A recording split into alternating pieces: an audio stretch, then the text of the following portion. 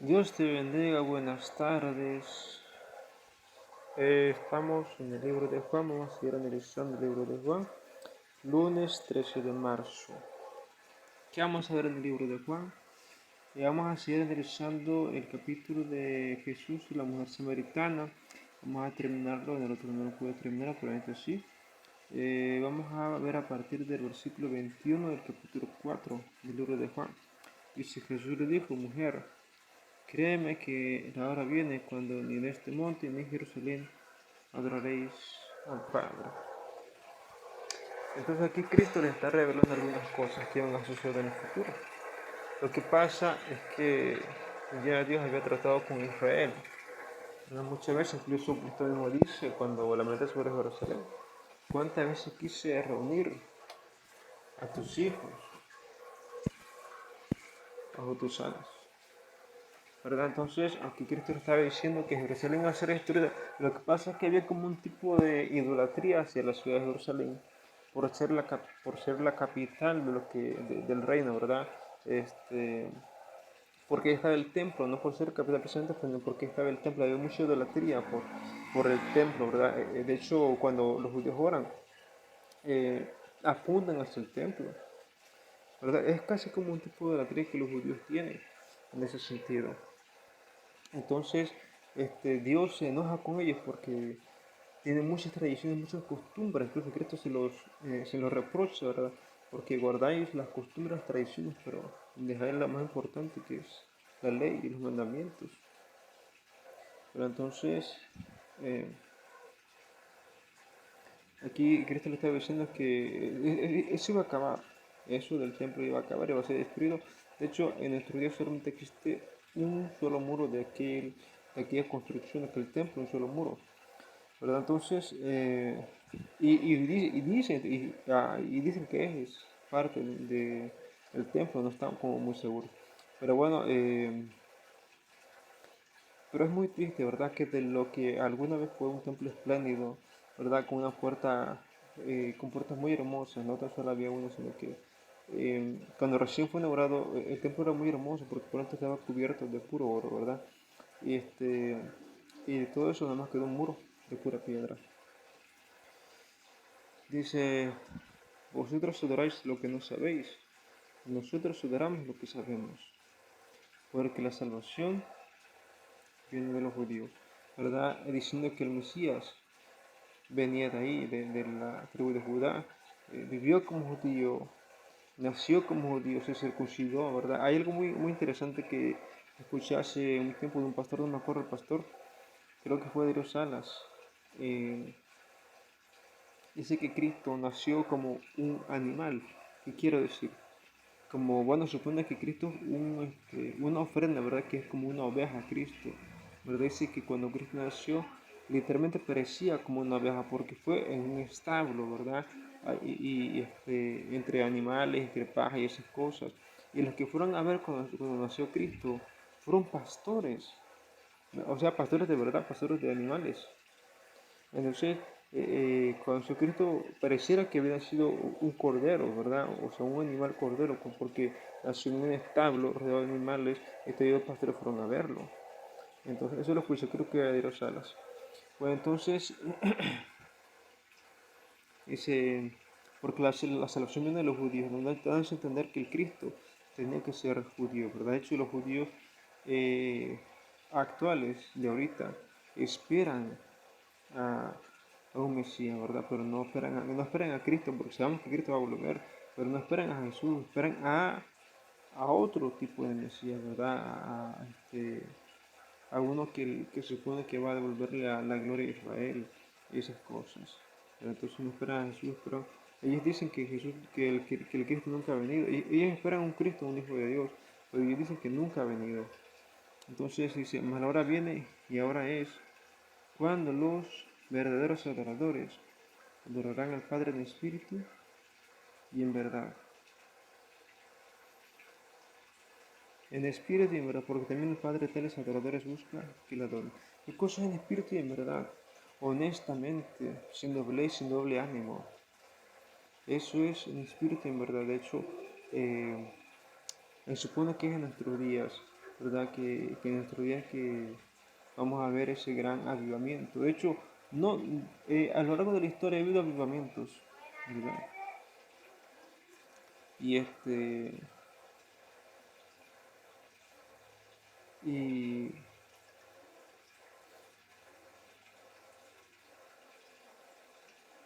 pero va a haber uno que va a ser a nivel mundial. O sea, los avivamientos que ha habido hasta ahora han sido en ciudades, a lo mucho en países, pero generalmente es en ciudades, ¿verdad? Y ya, pero el evento que se supone que va a haber antes de Cristo va a ser a nivel mundial, en todas las naciones de la tierra. De hecho, la palabra dice que antes de que Cristo venga, antes del Apocalipsis, la palabra será divulgada por todo el mundo. Y si Dios es espíritu, y los que la adoran en espíritu y en verdad, es necesario que adoren, ¿verdad? Adoración, de hecho, ¿pero qué es la adoración? La adoración es bueno, hasta donde yo entiendo, es el canto, la exaltación hacia Dios. Eso es adorar, exaltar a Dios, en este caso a Dios. Puede ser a través del canto. Bueno, generalmente es en canto músico donde se exalta a Dios. Pero una prédica es distinto porque ahí es una enseñanza, es una lección de vida, esas cosas. Pero donde se exalta a Dios literal es en el canto, en la música, en el canto. Le dijo la mujer, sé que ha de venir el Mesías, llamado el Cristo. Cuando Él venga, nos declarará todas las cosas. Entonces la mujer tenía conocimiento, ¿verdad? Es muy interesante saber esto, porque dice claramente que la mujer era samaritana, ¿verdad? Que no era del pueblo de Israel. Pero es muy interesante porque ella tenía conocimiento de Dios y ella misma dice que sus padres adoraban en el cerro, eso donde estaba, o sea, ellos tenían conocimiento de Dios, sabían, probablemente hasta tenían como la Biblia, las escrituras, y ella sabía todo eso, ¿verdad? Pero a pesar de todo eso, judíos y samaritanos no se llevaban. Entonces Jesús le dijo, yo soy el que habla contigo. En esto vinieron sus discípulos y se maravillaron de que hablaba con una mujer. Sin embargo, ninguno dijo qué preguntas o qué hablas con ella. Entonces, eh, se maravillaron primero porque, no solo por ser mujer, porque no era la primera mujer con la que hablaba. Acuérdense, también le habló a la Magdalena, le habló a la que lo ungió con perfume, también a la hermana de esa también, que de hecho la que lo ungió con perfume era la hermana de Lázaro, ¿verdad?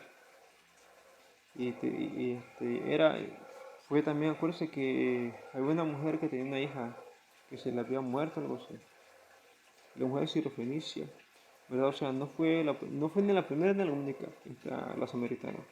No fue ni la primera ni la única. Pero, eh, pero tal vez por ser samaritana y judío, tal vez eso fue lo que sorprendió. Pero de hecho, recuerden que en la cultura judía una mujer no ministra, no es pastora, ¿verdad? No es sacerdote, no canta. ¿Verdad? Entonces, para los discípulos fue sorprendente que Jesús la tomara en cuenta, ¿verdad? Que hablara con ella de esa manera. De hecho, el apóstol Pablo dice que si una mujer quiere saber de las cosas de Dios, pregunte en su casa.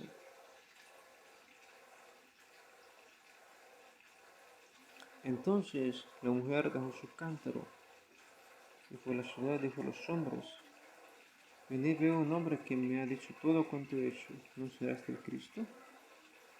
Entonces los de la ciudad vinieron a él. Entre tanto los discípulos rogaban diciendo, Rabí, come.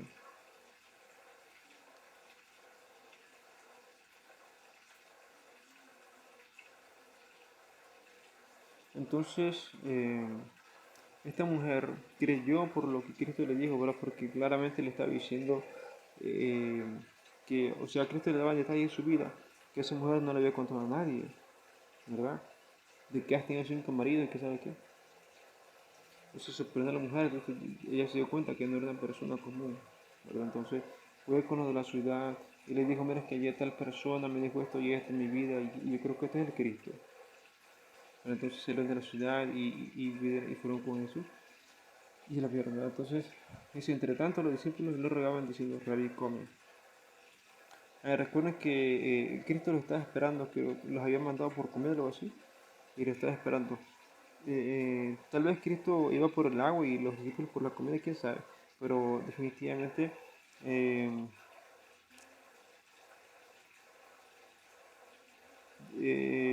dice, el versículo 32, Él les dijo, yo tengo una comida que comer que vosotros no sabéis. Entonces los discípulos decían unos a otros, ¿le habrá traído alguien de comer? Es que aquí, bueno, Cristo trataba de entender que de hecho, en alguna ocasión Cristo decía que la palabra es la comida, ¿verdad? Dice de toda palabra, no tan solo come pan el hombre, sino toda palabra que sale de la boca de Dios. Entonces, para Cristo comer significa también predicar, ¿verdad? Y para él era más importante predicar, enseñar, que comer, ¿verdad? De hecho, pues su ministerio duró muy poco, apenas 3 años y medio, ¿verdad? Juan duró creo que nada más 6 meses, todavía menos que Cristo, ¿verdad? Entonces los discípulos decían unos a otros, ¿le habrá traído alguien de comer? Jesús le dijo, mi comida es que haga la voluntad del que me envió y acabe su obra. Entonces aquí, en este caso, comida es hacer la voluntad de Dios y hacer la obra que era predicar. No decís vosotros, nos faltan 4 meses para que llegue la siega. Aquí os digo, alzad vuestros ojos y mirad los campos, porque ya están blancos para la siega. Entonces Cristo aquí da a entender que eso de la siega era la predicar, edificar al pueblo, pues, ¿verdad? Entonces de hecho se supone que Juan el Bautista preparó al pueblo de Israel para cuando llegara Cristo, ¿verdad? Recuerden que lo que hacía Juan era dos cosas hacía Juan. Bautizaba y anunciaba la llegada de Cristo. Solamente eso sí. Predicaba, ¿verdad? Pero básicamente eran dos cosas. Bautizar y anunciar a Cristo, ¿verdad? Es que en la ley está escrito que el testimonio de los hombres es verdadero. El testimonio de Juan y el testimonio de Jesús hacen verdadero al Cristo, ¿verdad? Por eso es que mandó a este Juan el Bautista primero. Versículo 36. El que ciega recibe salario y recoge fruto para vida eterna, para que el que siembra goce juntamente con el que ciega. Pues el que ciega recibe salario y recoge fruto. Entonces aquí se puede entender de esta manera que el que se dedica a predicar y recibe un salario, o sea, una paga aparte de Dios, y recoge fruto para vida eterna, o sea, que se gana la salvación. De hecho, hay un versículo, creo que un proverbio, que el que quiere que el que hace que se arrepienta un pecador, le serán perdonados muchos pecados, algo así. Entonces, la prédica es una forma de honrar a Dios, por así decirlo, y que te perdone pecados. Predicar, invitar a otros, convertir a otros. Entonces, porque en esto es verdadero el dicho. Uno es el que siembra y otro el que ciega. Uno el que siembra, el que predica, y otro el que recoge el fruto.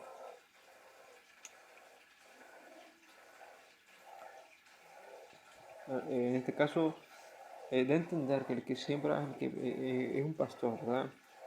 O sea, uno que divulga la palabra. Y el que ciega tiene que ser Dios mismo, porque el que ciega significa que ciega las almas de los hombres. Yo os envío a cegar lo que vosotros no labrasteis. Otros labraron, y vosotros habéis entrado en sus labores.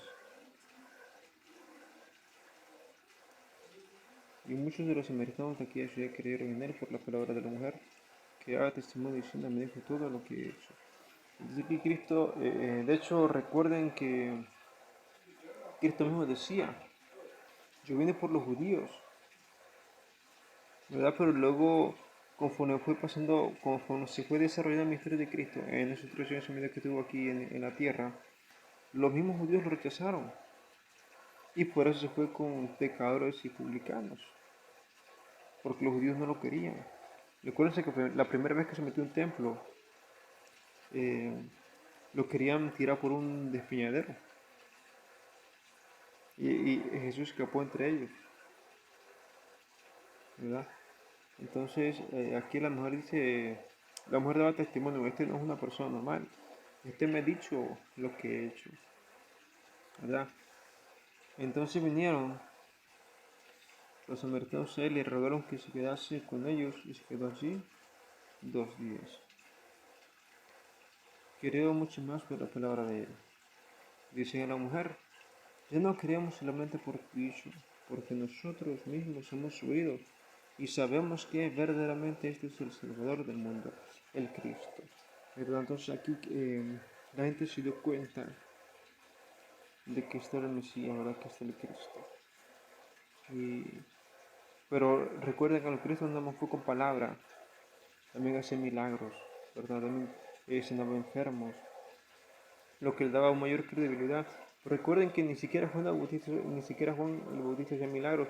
Otros han hecho milagros a lo largo de la historia. El propio Eliseo, por ejemplo, ¿verdad? Él fue como mandó a Naamán, ¿verdad? Que se le de la lepra, ¿verdad? Pero el propio Elías, que hizo un milagro de la multiplicación del aceite, ¿verdad? Interesante. Es muy interesante, me acuerdo de Elías que hizo eso del aceite, que el aceite era para hacer comida, ¿verdad? Prácticamente es como si hubiera multiplicado la comida. De hecho, Elías le dijo a la mujer esa con la que llegó, le dijo de Sarepta, el trigo y el aceite no se agotarán. Entonces, como la multiplicación de la comida que Cristo hizo, Eliseo eh, curó a Naamán, el cielo, dijo, ve y sumérgete en el Jordán, 8 veces algo 7, 8 veces algo así, y serás curado. Y Eliseo, en ese sentido, cura a un leproso, lo mismo que Cristo hizo, muy interesante eso.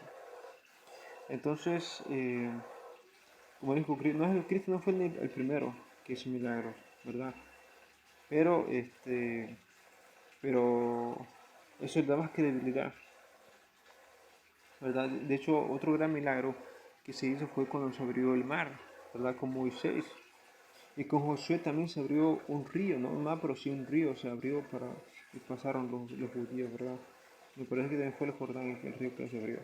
Entonces, vemos aquí cómo no solo Dios respalda con la prédica, también respalda con milagros, ¿verdad? Con hechos a sus siervos. Entonces, hasta aquí termina el capítulo de Jesús y la mujer samaritana. Más bien el pasaje de Jesús y la mujer samaritana, porque el capítulo todavía sigue. Y bueno, entonces vamos a dejar hasta aquí y nos vemos en una próxima ocasión. Dios te bendiga.